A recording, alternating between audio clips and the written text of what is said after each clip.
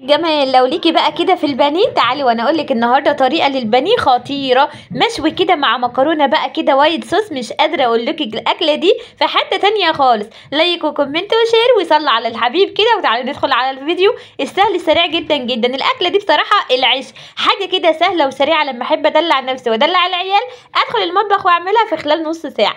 اول حاجه انا معايا كميه البانيه المتوفره عندك، تمام. اهم حاجه يكون متقطعه تخين شويه كده. نبدا نحيق بمعلقه روزماري صغيره، ومعلقه بابريكا، ومعلقه فلفل اسود، ومعلقه ملح، ومعلقتين 3 كده من الزيت. ماشي، عندك زيت زيتون عادي، عندك زيت طعام العادي، مفيش اي مشكله، انت وراحتك، تمام.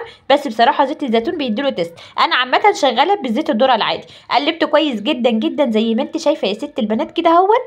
ماشي، حاجه كده خطيره. عايزه طبعا تنقعيها ساعتين 3 في التتبيله، مفيش اي مشكله. انا نقعتها بصراحه نص ساعه بس فقط لا غير، واشتغلت فيها على طول. مش قادره اقول لك تتبيله البانيه دي فراخ مشويه، فراخ مشويه على حق ربنا، تمام كده.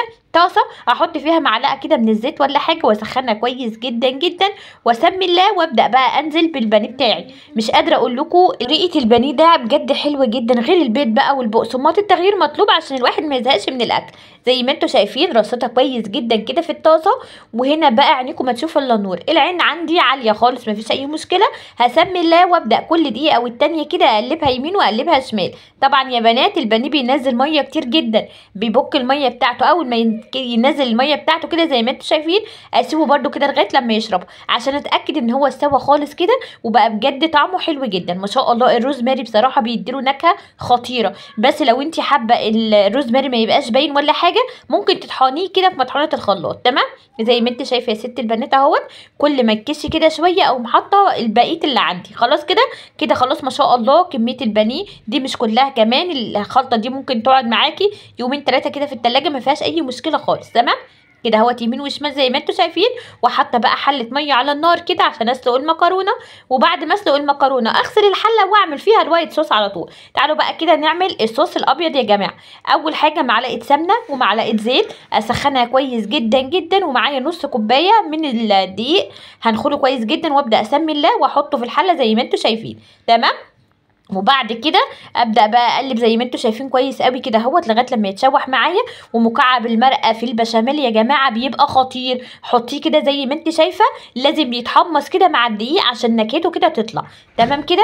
معايا رتل من اللبن، هسمي الله وابدا انزله كده سنه سنه. ولو اللبن عندك ما كفاش، من ميه سليق المكرونه تاخدي منها كوبايه او كوبايتين. عايزه اقول لك بتعلي التست جدا جدا، تمام.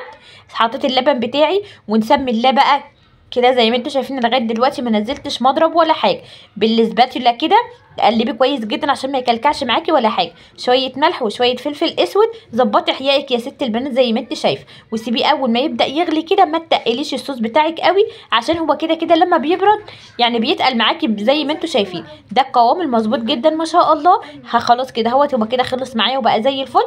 هطفي عليه بقى كده واسيبه، تمام كده زي ما انتم شايفين. المكرونه كمان بتاعتي اتسلقت معايا. تعالوا بقى كده نرجع لشكل الفراخ وهي خلاص بتاخد الطبقه الاخيره دي. بصراحه لازم تاخد لسعه كده من تحت. مش قادره اقول لك لو خدت لسعه من تحت بجد حرفيا دي اسرع واجمل فراخ مشويه ممكن تعمليه.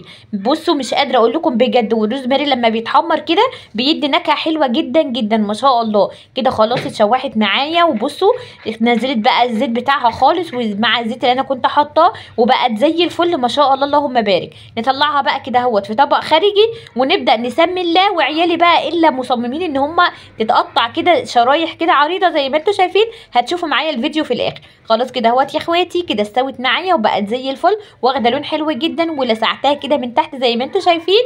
يعني بص اهم من الشغل ما شاء الله تظبيط الشغل. خلاص كده خلصنا. يلا بقى نسمي الله ونطلعها. كده خلاص انا سلقت المكرونه بتاعتي. وبعد ما سلقتها حطيتها في علبه، ولابد ولازما معلقتين 3 من الزيت واقلبها كويس جدا. بتفضل معاكي في العلبه طول النهار ما بتلزقش ببعضها.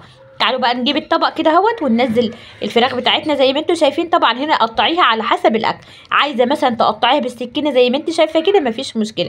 بصوا بصراحه انا سهلت على نفسي وجبت المقص.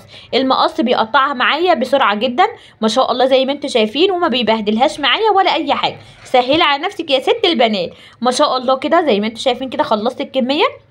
ان شاء الله البانيه بتاعي عمل لي كميه حلوه قوي زي ما انتم شايفين كده اهوت. ماشي، تعالوا بقى كده نسمي الله ونغرب بقى اول طبق. مكه اللي هتاكل وايه يعني مصممه الاكله دي، مكه بتعشقها ومصممه ان انا احط لها بصوا اكل عصافير يعني معلقتين بس، فقلت مش مشكله تاكل وخلاص، وكمان شويه تبقى تاكل معانا. غرفت كده المكرونه وبعد كده الصوص كده، ونحط الفراخ بقى كده فوق الوش وبألف هنا وشفا. ما تنسوش تجربوا الوصفه وتقولوا لي رايكم فيها ايه، لان بصراحه طعم الفراخ خطيره مع المكرونه الوايت صوص كده، الباستا بجد خطيره خطيره. بس يا اخواتي كده لو الفيديو عجبكم لايك وكومنت وشير، بحبكم في الله، واستنوني في فيديو جديد ان شاء الله، واشوفكم على خير الفيديو الجاي، ومع السلامه.